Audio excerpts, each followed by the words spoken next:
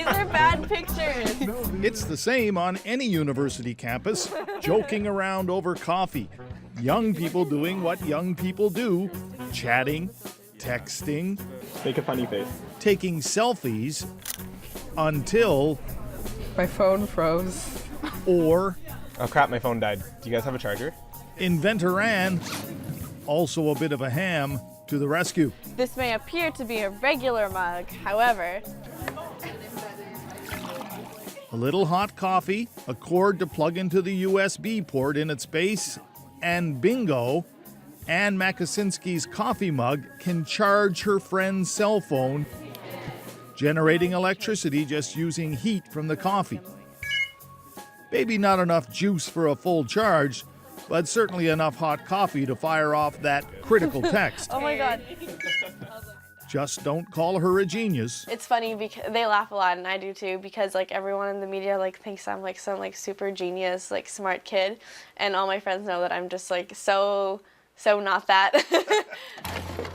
The 18-year-old describes herself as a struggling first-year university student with a self-taught interest in science, one that's attracted international attention.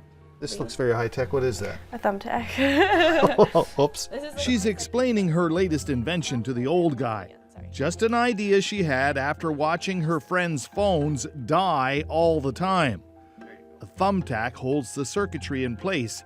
So, how does heat from coffee make it work? Listen closely. This is just a heat material I probably should replace. It produces energy from the temperature differential. Yeah. So it's called the Seebeck effect. It was Yeah. discovered in 1821, so it's pretty old. Yeah. And what it is if you take a junction of two metals that are dissimilar, Yeah. and you heat one side of them and you cool the other, you get a small amount of electricity. Got that? Yeah. Once she figured out the circuitry and a battery storage system, the e-drink was invented. I find more satisfaction in taking action and trying to make something rather than waiting for someone else to do it. That's what makes you inventor Ann, with no E. Yeah. As a child, her inspiration was everyone from Houdini to Madame Curie or Nikola Tesla. What I found to be inspiring about the people who I was obsessed with is that they had worked very, very hard at their specific line of interest and passion, and they had succeeded. And I think it's so inspiring to see someone who's really struggled and started from the bottom and gone so far with what they love to do.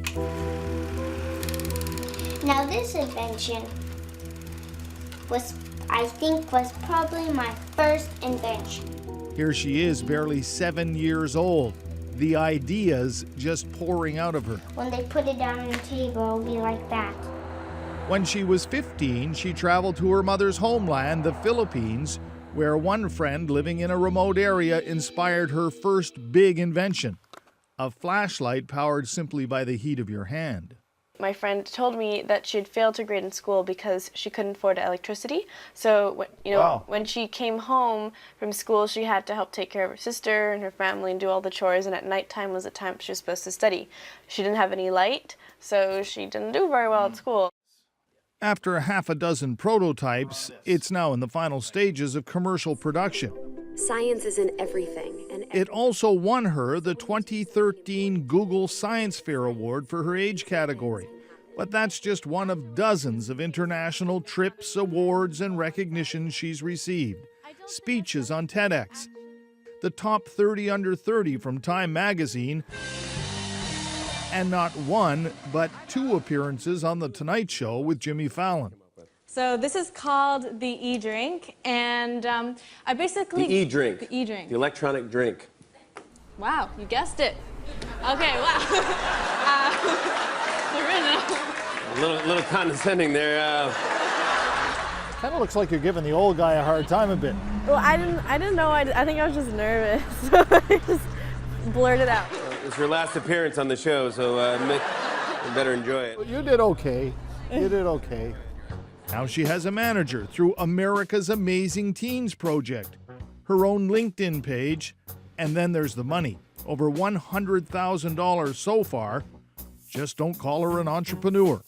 I think I would label myself as an inventor, I guess, because that's what I am. When people ask me what I do, I'm like, I make things. That's a pretty big handle for. I don't know. I don't like using the word entrepreneur or anything like that because I feel like it's completely overused and it's been quite abused. The term, like everyone now is like, oh yes, I'm an entrepreneur, and I feel like it's a very broad term. Yeah. So you don't want to make any money out of this. Well, I would like to make some money. I don't want to be completely broke. But, Just so we get that straight. You can be an inventor and still make money. Like. Oh, of course, silly me. So yeah. And she has another big project in the works. Just don't ask her what it is. I've got to guess. You want me to guess? You wouldn't tell me anyway. I wouldn't tell you anyway. It'll be surprised. Yeah.